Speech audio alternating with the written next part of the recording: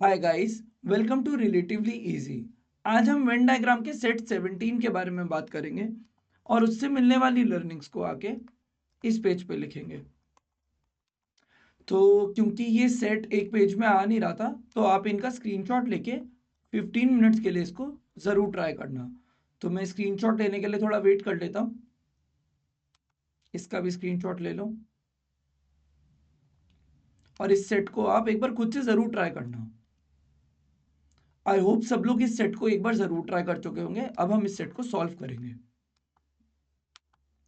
तो सबसे पहले देखते हैं सेट में लिखा क्या है। In the placement season of a leading management institute, all the available placements were offered to prospective candidates in such a way that all the candidates got at least one job. मतलब ऐसा कोई भी candidate नहीं है जिसको एक भी job नहीं मिलती। तो ऐसा कोई कैंडिडेट नहीं होगा जिसको 0 जॉब ऑफर है। समझ रहे हो? तो इसमें नन वाले 0 होंगे। वो वाले लोग 0 होंगे जिनको एक भी जॉब ऑफर नहीं मिलता। मतलब सबको कम से कम एक जॉब ऑफर मिला है, या फिर कोई इंसान बहुत 30 मार्क आने उसको 2 जॉब ऑफर मिल गए, या कोई टॉपर आदमी है उसको 3 जॉब ऑफर मिल गए। तो कोई ऐसा बच्चा नहीं है, कोई इतना नालायक नहीं है जिसको एक भी जॉब ऑफर ना मिले। तो नन वाला 0 हो गया। ये बात हमें यहाँ से समझ में आ गई। चलो आगे बढ़ते हैं। The placements were from the following industries: infrastructure, service और कंसल्टेंसी। तो ये 3 पैरामीटर वेन डायग्राम है। ठीक है। और none of the candidates got more than one job from the same industry. ये तो वेन डायग्राम की लिखने की लाइन होती है। ये तो हम 10 बार पढ़ चुके होंगे अभी तक। तो सेट के हिंट्स पढ़ने से पहले एक बार इसके क्वेश्चंस में नजर डाल देते हैं कि क्वेश्चन में हमें निकालना क्या है। What is the maximum possible number of placements? Which of the following can be the number of candidates? What can we say about the following 3 statements? ये ए बी सी।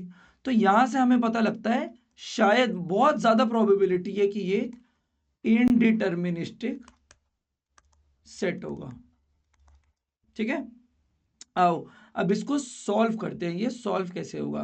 तो क्योंकि ये 3 पैरामीटर वेन डायग्राम है, तो हम 3 parameter बना लेते हैं यहाँ पे: इंफ्रास्ट्रक्चर, सर्विस और कंसल्टेंसी। और नन वाले तो 0 थे, ये तो हमें फर्स्ट लाइन से पता लग गया था। अब इसका फर्स्ट हिंट पढ़ते हैं। फर्स्ट हिंट में क्या लिखा हुआ है? There were 15 candidates who got placed in exactly one industry. तो एग्जैक्टली वन वाले 15 है। सिंपल सी बात है। while the number of candidates who got placed in all the 3 industries was not more than 5। तो 3 वाले नॉट मोर देन 5 है, तो 5 हो सकते हैं, बिल्कुल 5 हो सकते हैं।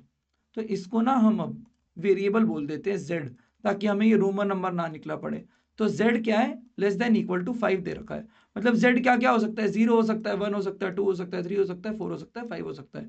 पर क्या 6 हो सकता है? नहीं। Was not more than 5। 5 से बड़ा नहीं हो सकता, 6 नहीं हो सकता। इसलिए हमने इस चीज को ऐसे लिख दिया। इसको बोल देते हैं हम सेकेंड इक्वेशन। ठीक है, सबको समझ में आ गया? फर्स्ट पॉइंट हमने रीड कर लिया। अब सेकेंड पॉइंट देखते हैं। The number of candidates who got placed in at least 2 industries, one of which is service, was more than those who got placed in infrastructure as well as consultancy। अब ये ना कोई direct point नहीं है, ये थोड़ा सा पेचीदा पॉइंट है। तो इस पॉइंट को अभी होल्ड पे रखते हैं। तो सेकेंड पॉइंट अभी हमने कहीं नोट नहीं किया। आओ एक बार थर्ड पॉइंट को देखते हैं। The number of candidates who did not get placed in service was same as those who did not get placed in consultancy but was different from those who got placed in infrastructure। ये भी थोड़ा सा पेचीदा point है, इसको मैं directly नहीं लिख सकता। तो इन दोनों पॉइंट को अभी मैं होल्ड पे रखता हूं। ठीक है, हम अगले हिंट की तरफ चलते हैं। The number of candidates who got placed in service and consultancy. ठीक है, सर्विस एंड कंसल्टेंसी ये दोनों was one more than who got placed in infrastructure and service। ये दोनों मतलब इन दोनों का सम इन दोनों से एक ज्यादा आना चाहिए। तो अगर मैं यहाँ x लेता हूं तो यहाँ x माइनस 1 लूंगा ना। मैं बता देता हूं मैंने ऐसा क्यों किया। क्योंकि यहाँ मैं अगर a लेता सपोज करो, तो इनका सम क्या हो गया? z प्लस ए। और इसका सम क्या आना चाहिए था? इससे एक कम आना चाहिए था, क्योंकि number of candidates who got placed in service and consultancy one more थे, ये एक ज्यादा थे। तो अगर मैंने यहाँ पे x लिया तो सीधी सी बात है ना, यहाँ x-1 लूंगा। सबको समझ में आता है? But was one less than those who got placed in infrastructure and consultancy. मतलब इन दोनों का सम, इन दोनों के सम से एक कम था, तो z प्लस एक्स किससे कम होगा, यहाँ पे एक ज्यादा कर देता हूं। अब देखो, अब ना ये लिखने के बाद एक बार मैं दोबारा चेक भी करता हूं। फोर्थ पॉइंट मैंने लिखा ना, अब मैं फोर्थ पॉइंट को वापस रीरीड करके चेक करता हूं कि मैंने सही लिखा है कि नहीं लिखा। आओ देखते हैं। The number of candidates who got placed in service and consultancy, ठीक है, service and consultancy, was one more than those who got placed in infrastructure and service। Infrastructure and service वाले कहाँ हैं, ये रे, हाँ ये इससे एक ज्यादा है, ये इससे +1 है, बिल्कुल सही है, मैंने ये सही लिखी है चीजें। But was one less than who got placed in infrastructure and consultancy. Infrastructure and consultancy कितने हैं, हाँ ये चीज इससे एक कम है, बिल्कुल सही लिखा है। तो मैंने ऐसे डायरेक्ट ही लिख दिया, इसके अंदर वेरिएबल नहीं बनाने हैं बैठ के, इसको ए ले लिया, इसको बी ले लिया, फिर z plus A is equal to 1 plus Z plus B कर रहे हैं, फिर a is equal to B plus 1 आ रहा है, समझ रहे हो। तो यहाँ पे आप जाके फिर b को a माइनस 1 लिख रहे हो, तो यहाँ पे आप a लिख रहे हो और फिर इसको काट के a माइनस 1 लिख रहे हो। इसको डायरेक्ट ही कर देना है, क्योंकि इतनी कैलकुलेशन तो आई होप सब डायरेक्टली कर ही सकते हैं। चलो आगे बढ़ते हैं। फोर्थ पॉइंट तो हमारा हो गया, जैसे हमारा फर्स्ट पॉइंट हुआ, फोर्थ पॉइंट हुआ, सेकेंड और थर्ड पॉइंट अभी बचे हैं पढ़ने, ठीक है। आगे पढ़ते हैं। फिफ्थ पॉइंट क्या बोलता है, the number of candidates who got placed in only infrastructure, ये वाला region only infrastructure, was the same, किसके सेम है, service as well as consultancy only. तो सर्विस और कंसल्टेंसी भी होना चाहिए ओनली, तो यहाँ पे भी एक्स लिख दूं ना, यहाँ पे भी एक्स आएगा अकॉर्डिंग टू फिफ्थ पॉइंट, ठीक है। पांचवा पॉइंट भी पढ़ लिया। फिर क्या दे रखा है, the number of prospective candidates that this institute had was less than 40। मतलब टोटल कैसे होने चाहिए, टोटल होने चाहिए लेस देन 40। अब यहाँ इक्वल टू मत लगाना, यहाँ इक्वल टू लगाया, वॉज नॉट मोर देन था, मतलब 5 तो हो सकता है, 6 नहीं हो सकता, मोर नहीं हो सकता, उतना तो हो सकता है, पर यहाँ पे सीधे लेस देन बोल दिया। 40 भी नहीं हो सकता, 40 से कम ही होगा, इसलिए मैंने टोटल को लेस देन 40 लिखा है, और इसको मैं अपनी थर्ड इक्वेशन बोल देता हूं, ठीक है। अब हम सेकेंड और थर्ड पॉइंट को रीड करके यहां पे फिल करने की कोशिश करते हैं, यहां पे क्या लिखा हुआ है। तो आओ सेकेंड पॉइंट पढ़े, आओ सेकेंड पॉइंट पढ़ते हैं। सेकेंड पॉइंट में क्या लिखा हुआ है, the number of candidates who got placed in at least 2 industries one of which is service. मतलब एटलीस्ट 2 इंडस्ट्री का क्या मतलब है, 2 या 3, ठीक है। एटलीस्ट 2, 1 वाली आएगी नहीं आएगी, क्योंकि कम से कम 2 होनी चाहिए, तो 2 या 3 इंडस्ट्री जिसमें से एक पक्का सर्विस है। तो किस रीजन की बात हो रही है, इस रीजन की बात हो रही है कि देखो, अगर हमें लिखा होता सिर्फ एटलीस्ट 2 तो हम ये रीजन भी लेते, समझ रहे हो आप, ये रीजन क्यों लेते हैं, पर हमें लिखा हुआ है एटलीस्ट 2 और उसके अंदर से एक सर्विस तो होनी चाहिए, सिर्फ ये रीजन लेंगे ना, सर्विस के अंदर एटलीस्ट 2 लेंगे, इसका मतलब है हमें सर्विस वाली के अंदर एटलीस्ट 2 लेनी है, ठीक है। मतलब हमें किस रीजन की बात हो रही है, x plus X minus 1 plus Z, ठीक है, क्योंकि ये है एटलीस्ट, मैं यहां लिख देता हूं, ये है एटलीस्ट 2, ऐसे लिख देते हैं at least 2 one of which is service. तो इस रीजन की बात हो रही है, इन तीन के एडिशन की बात हो रही है, ठीक है।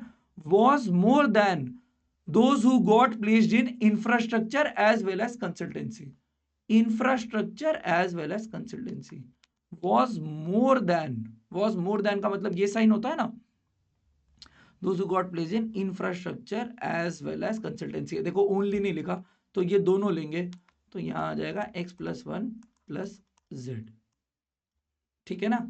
सेकेंड पॉइंट के हिसाब से हमें ये बोल रहा है। अब इसे थोड़ा सॉल्व कर लेते हैं, इसको थोड़ा सॉल्व करेंगे, क्या आएगा, 2x plus Z minus 1, x plus 1 plus Z, Z से तो जेड काट दें, एक्स को उधर ले जाके माइनस कर दें, और ये इधर जाके 2 हो जाएगा। तो इस पॉइंट से हमारे को कुछ x के बारे में मिला कि x ग्रेटर देन 2 होना चाहिए, इसको इक्वेशन नंबर 4 बुला देते, सही बात है कि नहीं। आओ थर्ड पॉइंट रीड कर लेते हैं। थर्ड पॉइंट में क्या लिखा था, थर्ड पॉइंट बोलता है the number of candidates who did not get placed in service was same as that who did not get placed in consultancy. ठीक है, अब ये पॉइंट लिखने के लिए मुझे क्या बताना है, who did not get placed in service, इसका एडिशन, इसका एडिशन, इसका एडिशन, पर यहां मुझे कोई वेरिएबल मानना पड़ेगा ना, तो यहां मुझे एक वेरिएबल और यहां एक मुझे वेरिएबल मानना ही पड़ेगा इस पॉइंट को लिखने के लिए, क्योंकि आप देखो ना, who did not get placed in service, तो मैं ऐसे लिख दूं ना, who did not get placed in service, इसका मतलब नॉट होता है, is same as number of candidates who did not get placed in consultancy. ठीक है, but was different from the number of people who did not get placed in infrastructure, but was not equal to number of people who did not get placed in infrastructure। अब मैं did not get placed in service कैसे लिखूंगा, service वाले हटा दूं और इन सब का एडिशन कर दूं, यहां तो नन है तो मुझे इसको वेरिएबल मानना पड़ेगा, समझ रहे हो, और मैं कंसिस्टेंसी के बगैर वाले कैसे लिखूंगा, तो यहाँ पे और यहाँ पे, एक बार यहाँ पे और एक बार वहां पे मुझे वेरिएबल चाहिए ना, तो आओ मैं इसको कोई भी वेरिएबल बोल देता हूँ, इसको बुला देते हैं ए, इसको बुला देते हैं बी। ठीक है, आई होप सबको समझ में आ रहा होगा। अब इस इक्वेशन को यहाँ लिखते हैं, डिड नॉट सर्विस वाले में क्या लिखूं, x प्लस वन प्लस ए, नन वाला तो जीरो ही था।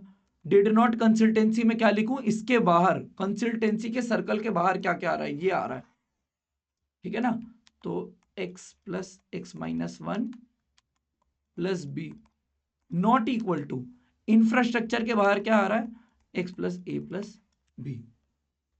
ठीक है, अब यहां से हमारी कितनी इक्वेशन बन सकती है, इस थर्ड पॉइंट को आगे बढ़ाते हैं, तो यहां से हम इसको, चलो यहीं थोड़ा सा सॉल्व कर लेते हैं, 2x plus A plus one is equal to 2x plus B minus one is not equal to x plus A plus B. अब इस पूरी बात को अब मैं एक बार वापस लिख ही देता हूं यहाँ पे, क्योंकि मुझे उससे समझाने में थोड़ा इजी हो जाएगा कि मैं यहाँ करने क्या वाला हूँ। अब पहले सिर्फ इन दोनों को उठाओ, ठीक है, अलग कलर से करते हैं, चलो सबसे पहले मैंने इन दोनों को उठाया, यहाँ पे देखा 2x से तो 2x कटेगा, ये तो सबको दिख ही रहा है, 2x से 2x कट गया। तो अगर हम इसे सॉल्व करें तो हमें क्या मिलता है, हमें मिलता है b is equal to A plus two. अब ये मेरे लिए बहुत इंपॉर्टेंट इक्वेशन है, ये कौन सी इक्वेशन है, ये मेरे लिए फिफ्थ इक्वेशन है, क्योंकि ये मेरा एक वेरिएबल कम कर रही है, और जैसे एक वेरिएबल कम होता है ना, हमें फट से ऊपर जाके उसको नोट डाउन कर लेना चाहिए। तो b की जगह मैं क्या लिख सकता हूं, a प्लस टू, तो अकॉर्डिंग टू इक्वेशन 5 निकाली है हमने, b इज इक्वल टू क्या होगा, a प्लस टू, तो मैं इसकी जगह फटाफट जाके यहाँ पे a प्लस टू लिख देता हूँ, क्योंकि मेरा सीधा एक वेरिएबल कम हो रहा था, तो मैंने ज़्यादा टाइम वेस्ट नहीं किया, मैं चुपचाप जाके ऊपर एक वेरिएबल कम कर दिया। अब इन दो इक्वेशन से देखते हैं हमें क्या मिलता है, 2x plus B minus one is not equal to X plus A plus B. अब मैं b की जगह जिधर जिधर b आता है ना, उधर a प्लस टू लिखता रहता हूँ, ठीक है,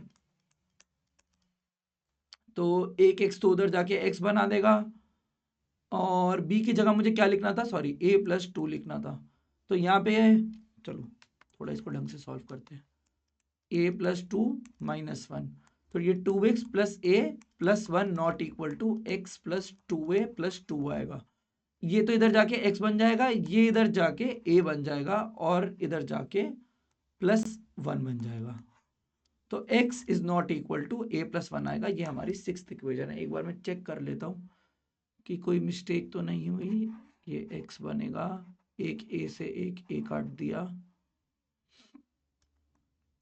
और हाँ बिल्कुल सही करा है हमने, तो ये हमारी आ गई सिक्स्थ इक्वेशन।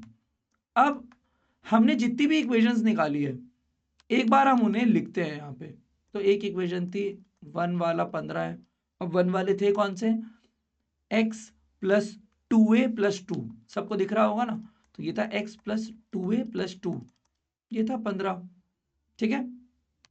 उसके बाद जो z था वो लेस देन इक्वल टू 5 था, जो टोटल था वो लेस देन 40 था, और हमने क्या निकाला, ये तो हम अप्लाई कर चुके हैं हर जगह, तो हम इसको नहीं लिखेंगे, एक हमें ध्यान रखना था x 2 से बड़ा था, और x is not equal to A plus one, ठीक है। अब हम देखते हैं हम इसको टैकल कैसे करेंगे, तो सबसे पहले इस इक्वेशन पे ध्यान देते हैं, इस इक्वेशन पे ध्यान देंगे तो x plus 2a is equal to 13 आ जाएगा हमारा।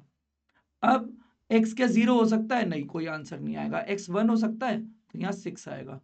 अब यहाँ पे अगला आंसर 2 पे नहीं आएगा, 3 पे आएगा, क्योंकि यहाँ हमें +2 करना होता है। मैंने आपको पहले भी बताया है कि ये वाला इसके साथ वाले वेरिएबल के कोएफिशिएंट की एपी बनता है। यहाँ पे +2 आएगा और यहाँ पे साथ साथ -1 होता जाएगा। ठीक है, फिर +2 -1 +2 -1 +2 -1।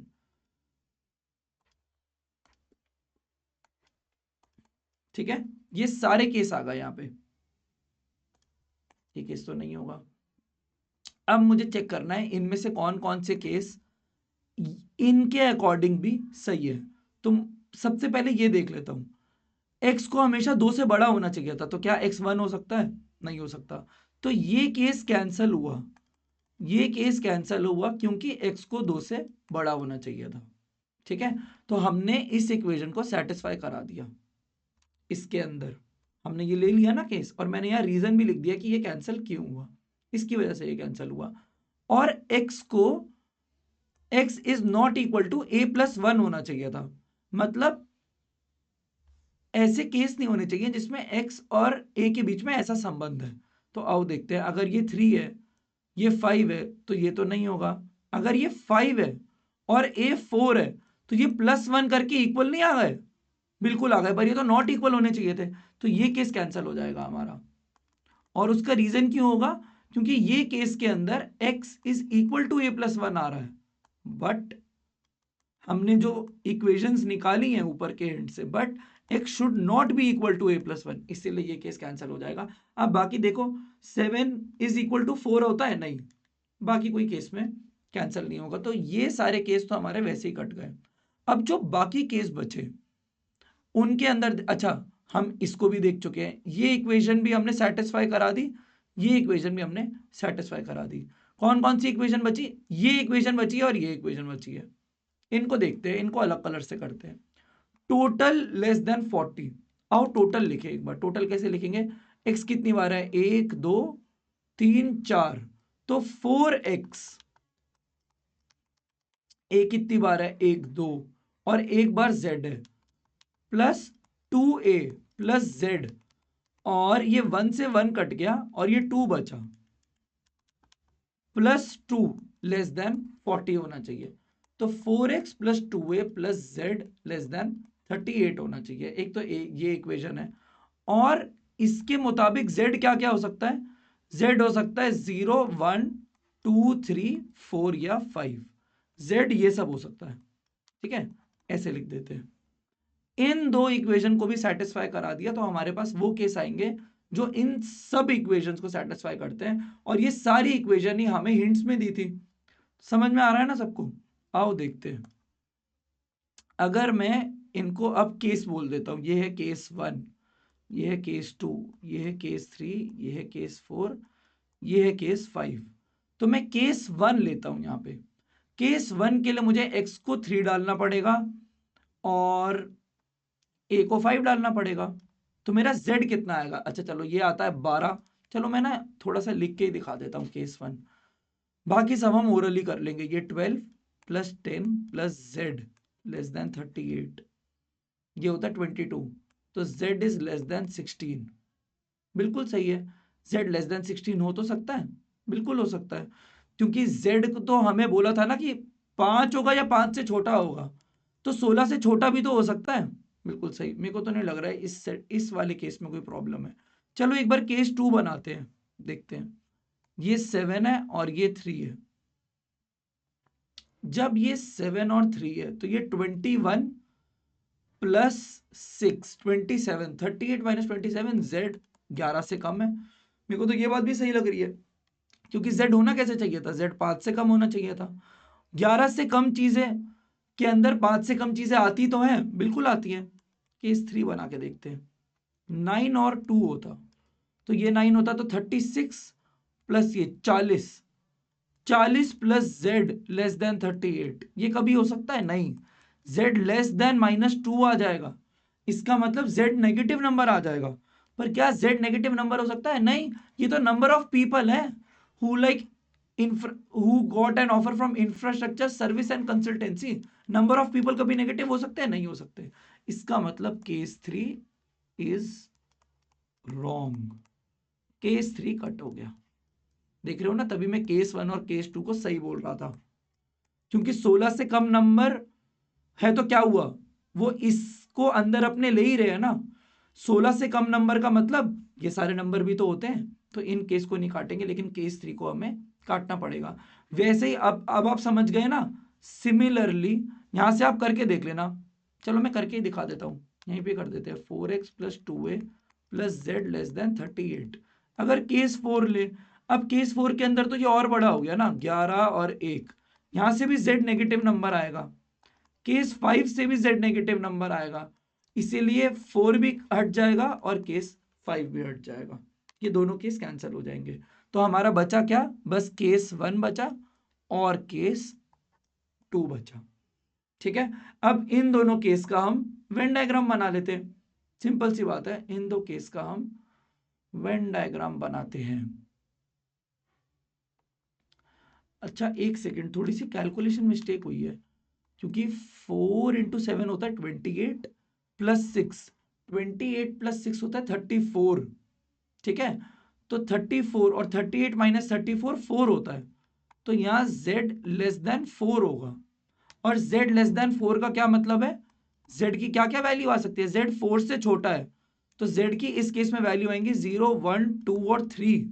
z की बस ये वैल्यू आ सकती है, क्योंकि z < 4 है, और z < 5 भी था इस वाली इक्वेशन से।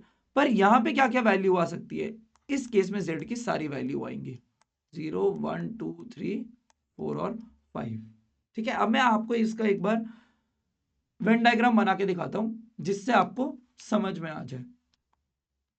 तो ये दोनों केस कैंसिल है ना, वो हमें समझ में आ गया ना। मैं यहां लिख देता हूं, केस 4 एंड केस 5 से इन दोनों से भी z कैसे आएंगे, नेगेटिव नंबर आएगा, इसीलिए दीज आर रॉन्ग केसेस। ठीक है, तो ये रॉन्ग है, ये रॉन्ग है, तो ये रॉन्ग है, ये रॉन्ग है और ये रॉन्ग है। बस ये वाला केस सही है और ये वाला केस सही है। आओ एक बार इसका वेन डायग्राम बना ले इन दो केस का।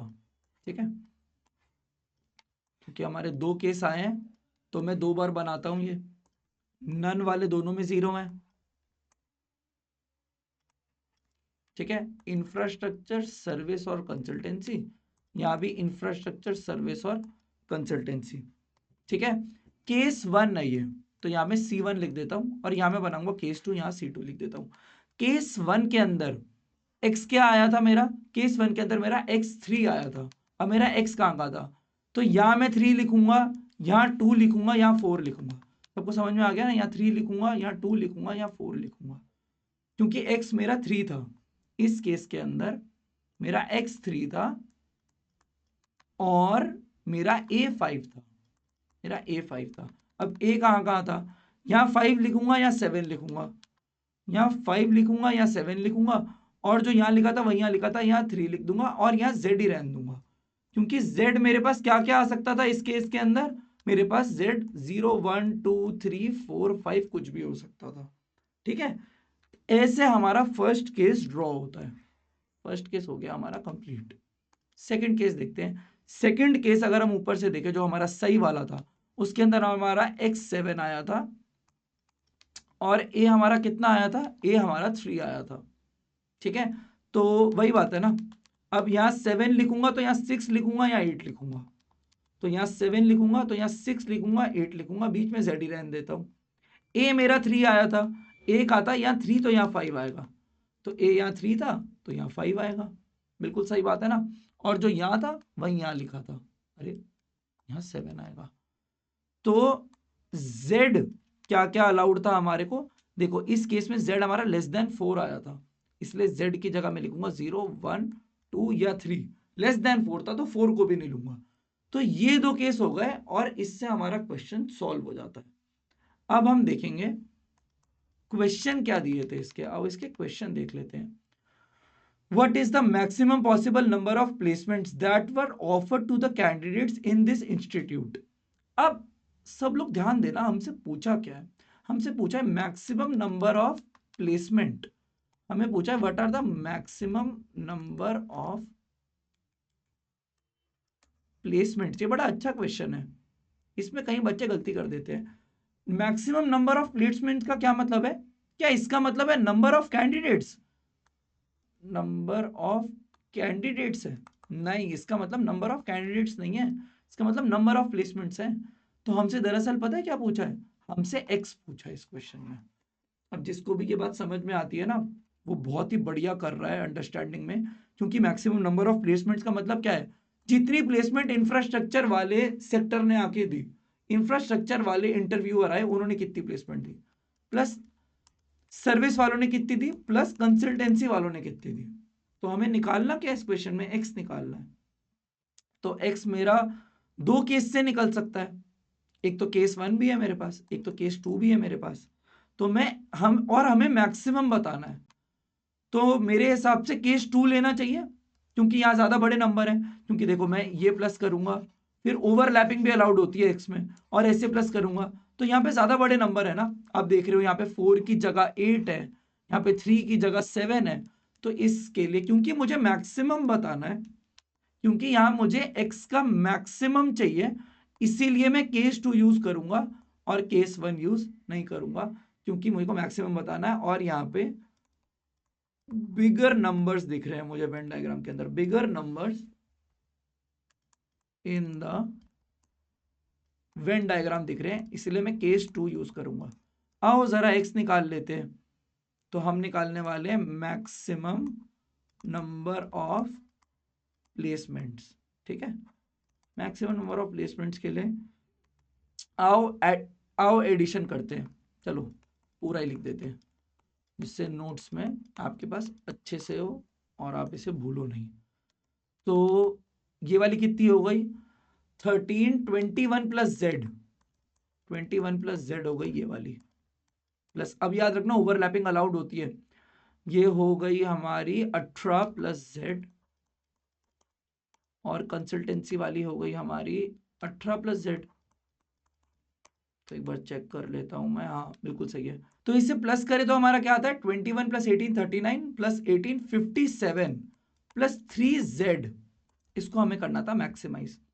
अब क्योंकि मुझे इसको मैक्सिमाइज करना है और z के आगे प्लस का साइन है, तो मैं z का भी मैक्सिमम लूंगा ना। और z का मैक्सिमम क्या हो सकता था केस 2 के अंदर, 3 हो सकता था, तो मैं इसको 3 लूंगा।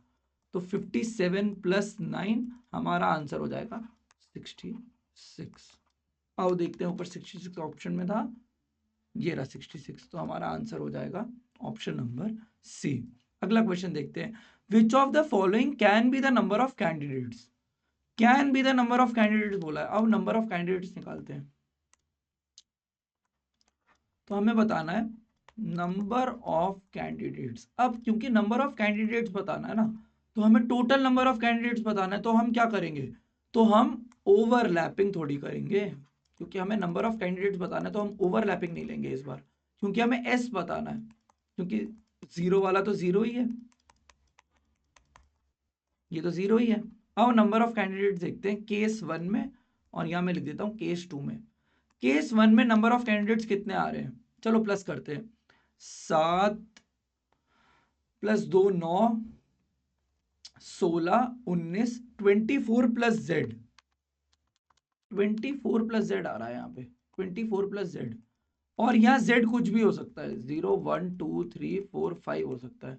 तो नंबर ऑफ कैंडिडेट्स क्या क्या आ सकते हैं केस 1 के अंदर, 24 या फिर 25 26 27 28 या फिर 29, इनमें से कुछ भी हो सकते हैं नंबर ऑफ कैंडिडेट्स। केस 2 में देख लेते हैं, ये आ रहा है हमारा 21 26 33 36 प्लस जेड, 36 प्लस जेड। और यहाँ पे जेड क्या क्या हो सकता है, 0 1 2 3। तो यहाँ से नंबर ऑफ कैंडिडेट्स क्या क्या आ सकते हैं, 36 37 38 या फिर 39। तो हमारे ऑप्शन के अंदर क्या क्या दे रखा है, 25 42 37 या मोर देन 1। तो क्या नंबर ऑफ कैंडिडेट 25 हो सकते हैं, हाँ नंबर ऑफ कैंडिडेट 25 हो सकते हैं। क्या नंबर ऑफ कैंडिडेट 37 हो सकते हैं, हाँ हो सकते हैं। नंबर ऑफ कैंडिडेट्स 42 हो सकते हैं? नहीं, 42 नहीं हो सकते, पर आंसर तो मोर देन 1 हो जाएगा ना, क्योंकि 25 भी हो सकता है, 37 भी हो सकता है, तो इसका आंसर हो जाएगा more than 1। Option is correct. आओ थर्ड क्वेश्चन देखते हैं, इसको इरेज कर देते हैं थोड़ा। What can be said about the following 3 statements? आओ पहली स्टेटमेंट देखते हैं। No candidate had got placed in all 3 industries. मतलब फर्स्ट स्टेटमेंट के हिसाब से Z हमारा 0 है, ठीक है। The total number of candidates in this institute is divisible by 6। आओ टोटल नंबर ऑफ कैंडिडेट जो हमने सेकंड क्वेश्चन में निकाला था ना, उसी को यूज कर लेते हैं। यहां करते हैं हम थर्ड क्वेश्चन का आंसर हम लिखेंगे यहाँ पे। तो ए तो था Z0 है, डायरेक्टली बोला था। बी स्टेटमेंट क्या है कि टोटल नंबर ऑफ कैंडिडेट्स 6 से डिविजिबल है, तो मतलब 6 का मल्टीपल है, इसीलिए तो 6 से डिविजिबल है। 36 6 से डिविजिबल है ना, क्योंकि वो 6 का मल्टीपल है। क्या 35 6 से डिविजिबल है? नहीं, क्योंकि वो 6 का मल्टीपल नहीं है, तो मैं उसको 6 के लिख दूं ना। आओ 6 के देखते हैं कब कब आ सकता है। जब केस 1 में 24 बने तब आ सकता है, या केस 2 के अंदर 36 बने। तो जब केस 1 में 24 बनता है तब मेरा Z कितना था? Z तो मेरा 0 होना चाहिए था, Z तो मेरा 0 होना चाहिए था, तो यहाँ Z 0 है। और जब केस 2 में हमारे टोटल डिविजिबल बाय 6 होने चाहिए, मतलब मल्टीपल ऑफ 6 होने चाहिए, तो 36 होना चाहिए, तब भी हमारा Z 0 है, तब भी हमारा Z 0 है, तो यहाँ भी Z 0 है। तो स्टेटमेंट 1 के हिसाब से हमारा Z 0 आ रहा है। स्टेटमेंट 2 के हिसाब से, चाहे हम केस 1 देखें चाहे हम केस 2 देखें, हमारा Z 0 ही आ रहा है। चलो अब स्टेटमेंट सी देखते हैं। स्टेटमेंट सी क्या कहती है हमें? स्टेटमेंट सी ये रही। The number of candidates who got placed in service was the same as those who did not get placed in service. Who got placed in service is same as those who did not get placed in service. तो ये statement क्या बोलती है? Who got placed in service is same as who did not get placed in service. तो आओ case 1 में देखते हैं। केस 1 के अंदर who got placed in service कितने थे भाई? Who got placed in service थे 9 और 12 प्लस Z, ठीक है। तो यहां लिख देता हूं 12 plus Z। Did not get placed in service कितने थे? इसके बाहर वाले सारे, वो कितना आ रहा है? 12 प्लस Z, ये प्लस ये प्लस ये प्लस नन वाला, देखो कितना बन रहा है ये 7 प्लस 5 12, नहीं 12 प्लस Z नहीं आ रहा, सॉरी। सर्विस के बाहर वाले कितने आ रहे हैं? सिर्फ 12 आ रहे हैं, हाँ सिर्फ 12। तो यहां से तो Z 0 आ रहा है। चलो एक बार केस 2 में भी देख लेते हैं। केस 2 के अंदर इस कंडीशन को लगा के देखें तो सर्विस वाले कितने थे? 11 18 plus Z did not get placed in service. क्या ये 18 आ रहा है? बिल्कुल ये 18 आ रहा है, इज इक्वल टू 18। यहां से भी Z 0 आ रहा है। तो हमें स्टेटमेंट ए क्या दर्शा रही है कि Z 0 होना चाहिए। स्टेटमेंट बी के हमने दोनों केस बना के देखे, हमें क्या पता लग रहा है? Z 0 होना चाहिए। और स्टेटमेंट सी से भी हमें क्या पता लग रहा है? Z 0 होना चाहिए और Z 0 होना चाहिए। अब देखते हैं ऑप्शन क्या दिए। इसका मतलब ये तीनों स्टेटमेंट हमें एक ही चीज बोल रही है कि Z को 0 होना चाहिए। ऑप्शंस क्या है? If statement C is true, ठीक है, सी वाली ट्रू है। Statement B need not be true, नहीं स्टेटमेंट बी तो पक्का ट्रू होगी, क्योंकि स्टेटमेंट सी ट्रू होने के लिए Z को 0 करना था, और जैसे ही Z 0 हुआ स्टेटमेंट बी भी सही हो जाएगी। तो ये तो ऑप्शन नहीं है ना। समझ रहे हो मैं क्या कह रहा हूं? मैं दोबारा बता देता हूं। If the statement C is true, तो क्योंकि हमने यहां देख लिया सी तभी ट्रू होगी जब Z 0 होंगे, चाहे आप ये केस लो चाहे आप ये केस लो। तो अगर सी ट्रू है तो बी जरूरी नहीं है ट्रू हो कि ना हो, नहीं बिल्कुल ट्रू होगी, क्योंकि Z अगर 0 हो गया तो बी वाली भी तो ट्रू होगी। वैसे ही आप इसको देखो, अगर बी ट्रू है तो Z 0 है, Z 0 है बी ट्रू है तो ए भी तो ट्रू होगी, क्योंकि ए के लिए भी 0 ही था। वैसे ही अगर ए ट्रू है तो Z 0 था, और सी के लिए भी Z 0 ही था। तो इसका आंसर हो जाएगा none of the above options are true, क्योंकि इनमें से एक भी सही हुई तो दोनों ऑटोमेटिकली सही हो जाएंगे। समझ रहे हो? क्योंकि तीनों स्टेटमेंट के लिए सेम कंडीशन थी, Z 0 होना। ठीक है, आगे चलते हैं। What is the number of candidates who got placed in consultancy only? ठीक है, कंसल्टेंसी ओनली, अरे एक सेकेंड, ये इरेज कर दे यहाँ से।